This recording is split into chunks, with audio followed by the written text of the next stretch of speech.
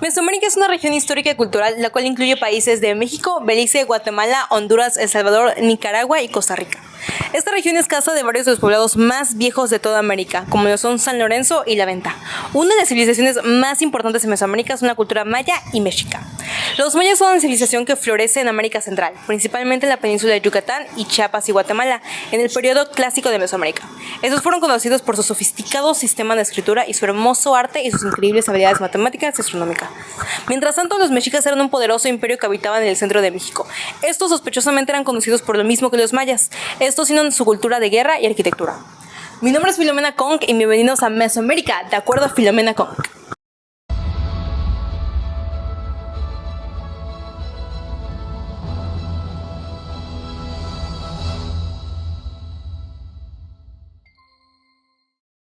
Por favor, háblame un poco sobre los mayas. Bueno, los mayas fueron una civilización mesoamericana con una compleja estructura social y política. Ellos no solo eran guerreros, igual eran unos expertos astrónomos, matemáticos e increíbles artistas. Como podemos observar, sobre todo en sitios arqueológicos como Ixmal, Tikal, Chichén Itzá y muchos otros. ¿Y qué de la cultura mexica? Bueno, los mexicas eran una civilización del siglo XIV. Son conocidos por su poderoso imperio y el dominio de hierro que tenían sobre el centro de México y todas las culturas que vivían en él. O sea, básicamente eran como los romanos de México. Algo así. Ambos eran imperios poderosos con sociedades muy complejas y sistemas políticos. Pero al igual hay grandes diferencias entre los dos. Por ejemplo, los mayas se interesaban mucho más en la obtención de la sabiduría y el intelecto, a diferencia de los mexicas que se enfocaron en la milicia y en la expansión de sus territorios. Es como una cultura extremadamente avanzada. ¿Estás seguro que no fueron los mayas los que conquistaron a los españoles? Bueno, según todos los libros de historias y todos mis estudios, no fueron. La realidad es que hubieron muchas causas por las cuales los españoles terminaron ganando. Estas son principalmente la tecnología, y aunque los mayas tenían tecnologías avanzadas comparadas con las culturas a su alrededor, los españoles tenían armas de fuego y además contaban con medicinas que les permitieron lidiar con las plagas que acabó arrasando a la cultura maya. Trajeron los europeos muchos virus que los acabaron arrasando. Como vieron, que yo de hecho lo veo, los mayas y los mexicas eran dos culturas muy diferentes. Por ejemplo, los mayas vivían en Mesoamérica y los mexicas vivían en Mesoamérica. Pero la arquitectura era muy diferente. La arquitectura mexica se caracteriza por sus grandes pirámides y la maya por sus pirámides. Pero en la cultura mexica se caracteriza por sus sacrificios humanos que hacían hacia los dioses, y la cultura maya por sus dioses son la misma cultura. Después de mucha plática y negociación con los arqueólogos e historiadores del Museo del Mundo Maya, se nos ha permitido por primera vez en televisión internacional mostrar públicamente el libro más antiguo que se ha encontrado de los mayas. Por lo que sabemos, este libro habla sobre los rituales de los mayas practicaban durante el sacrificio humano para poder dar paz a los dioses. Aquí tenemos la doctora Clarisa, que después de 7 años de búsqueda encontró este libro y lo abrirá por primera vez conmigo. Por razones de seguridad internacional, nuestros abogados nos han forzosamente recomendado que silenciemos los siguientes 3 segundos de este video. Una disculpa por las molestias.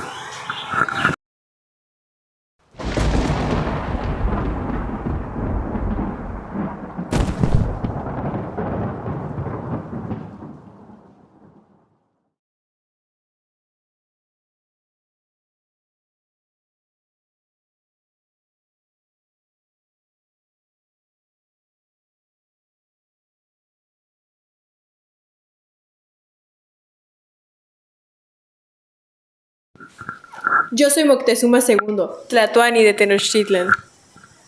¿Por qué reencarnaste como mujer? ¿Qué ti?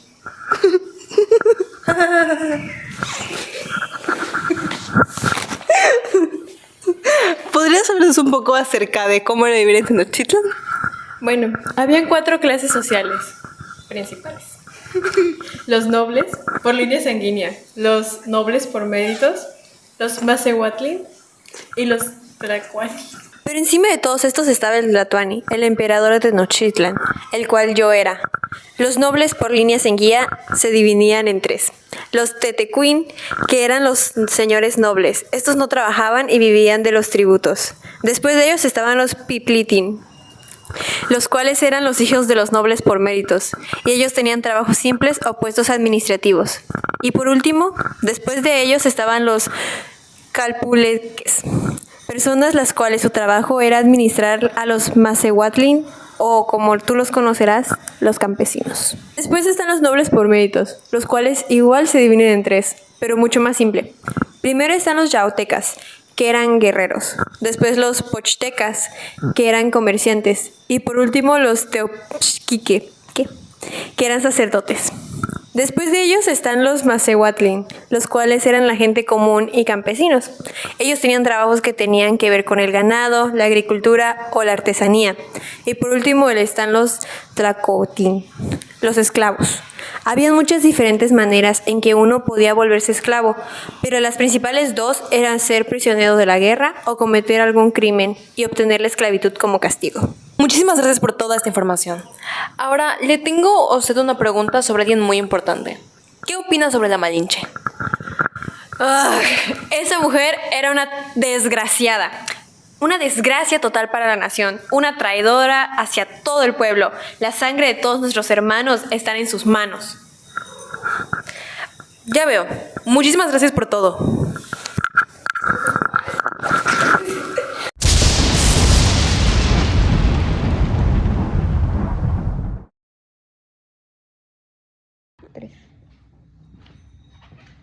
Oye, pero sí nos va a dar los 1,000 pesos por aparecer, ¿no?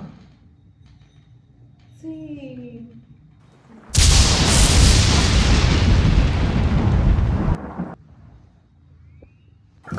Cuando llegué a Tenochtitlán, el Tlatoani Moctezuma II me dejó pasar al Templo Mayor, un área al cual ni siquiera la gente común podía pasar, solo para que veas qué tan especial era.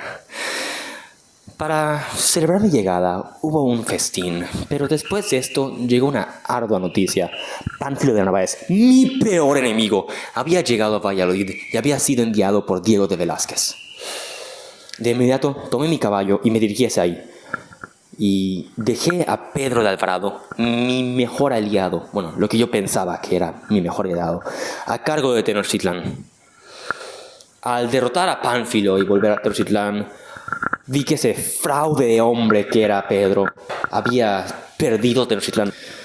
Esa fue la noche más triste de mi vida.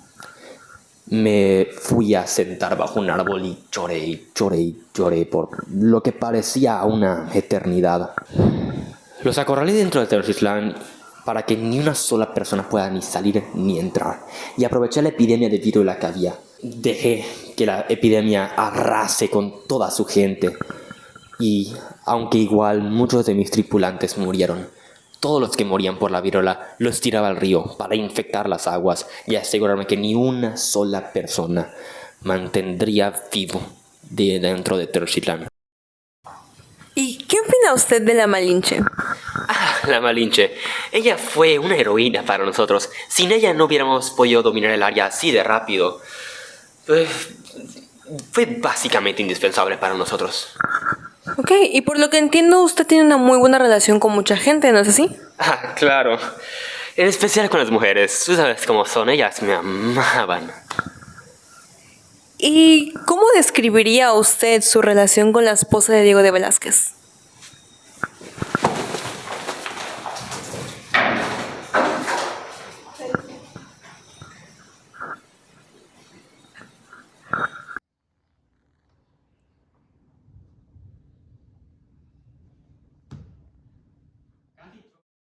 Ya hemos hablado con ambos españoles y mexicanos que han vivido esta ardua guerra. Por eso solo nos queda una persona más que puede terminar la información que nos falta. Les presento a la Malinche.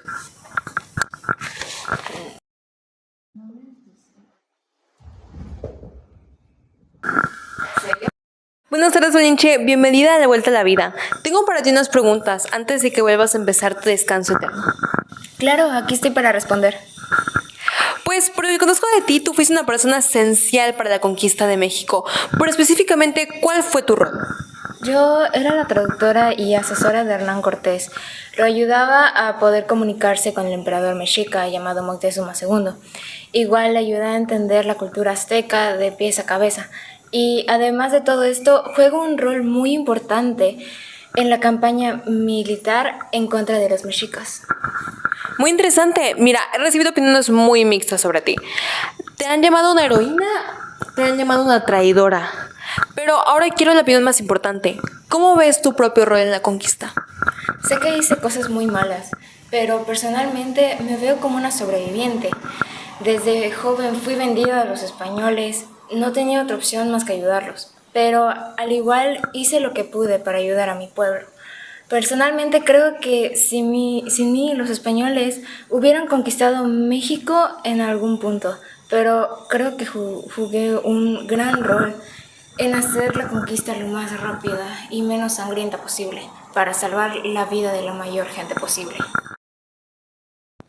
A pesar de ser muy viejos y vestir su gente en taparrabos, las culturas mesoamericanas en realidad eran muy avanzadas y su progreso fue detenido por el colonialismo europeo. Hoy en día, si existieran, tal vez tendrían respuestas a las preguntas más complejas de hoy en día. ¿Habrían llegado a Marte? ¿Curado el cáncer? ¿Inventado gatos que no exploten? ¿Quién sabe? Lo que sí sé es que nos veremos en el siguiente episodio de Mesoamérica con Filomena Kong.